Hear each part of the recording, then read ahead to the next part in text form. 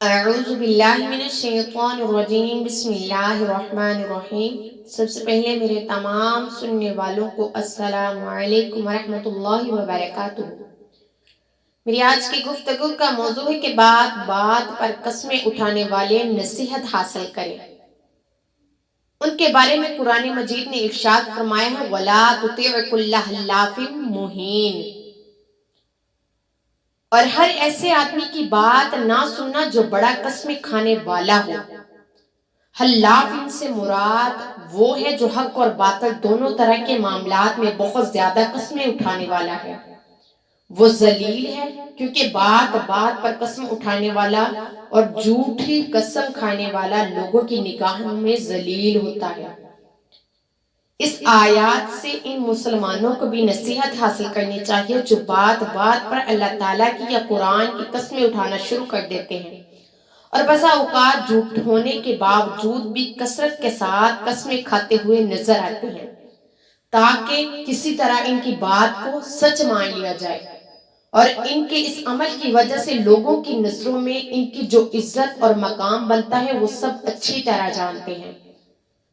زیادہ قسمیں اور قسموں کو دھوکہ دینے اور فساد برپا کرنے کے ذریعے بننے سے منع کرتے ہیں۔ فرمایا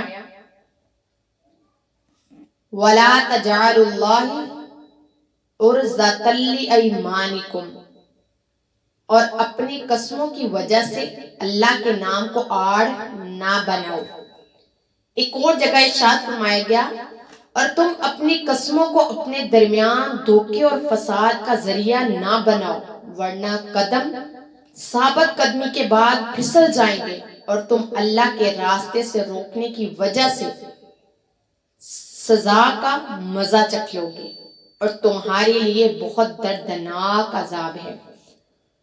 اور قسموں کے بدلے دنیا کا ذلیل مال لینے والوں کے بارے میں ارشاد الہی ہے بے شک وہ لوگ جو اللہ کے وعدے اور اپنی قسموں کے بدلے تھوڑی سی قیمت لیتے ہیں ان لوگوں کے لیے آخرت میں کچھ حصہ نہیں، اور اللہ تعالیٰ قیامت کے دن نہ تو ان سے کلام فرمائے گا اور نہ ان کی طرف نظر رحمت فرمائے گا اور نہ ہی انہیں پاک کرے گا، اور ان کے لیے دردناک عذاب رکھا گیا ہے۔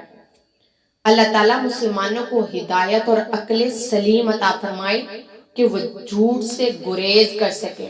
آج کل کے لوگ مال بیچنے کے لیے جھوٹ بولتے ہیں، رشتے قائم رکھنے کے لیے جھوٹ بولتے ہیں، کہ جو لوگ رشتوں کی شروعات میں جھوٹ بولتے ہیں تو وہ لوگ رشتے کیسے نبھائیں گے؟ جو لوگ جھوٹ بول کر مال بیچتے ہیں اس مال میں برکت کیسے ہوگی؟ خدا را مسلمانوں اس دنیا کے فائدے کے لیے اپنی آخرت مت تباہ کرو۔ قیامت والے دن حضور کے سامنے بھی شرمندگی اٹھانی پڑے گی کہ ہم دنیا میں اپنے فائدے کے لیے اپنے سکون کے لیے جھوٹ بولتے تھے، تو کیا ہم سے راضی ہو جائے گا رب؟ کیا ہم سے ہمارا حضور راضی ہو جائے گا؟ اللہ تعالیٰ ہمیں جھوٹ سے نفرت کی توفیق عطا فرمائے اور سچ بولنے کی توفیق عطا فرمائے۔ وآخر دعوانا ان الحمد للہ رب العالمین۔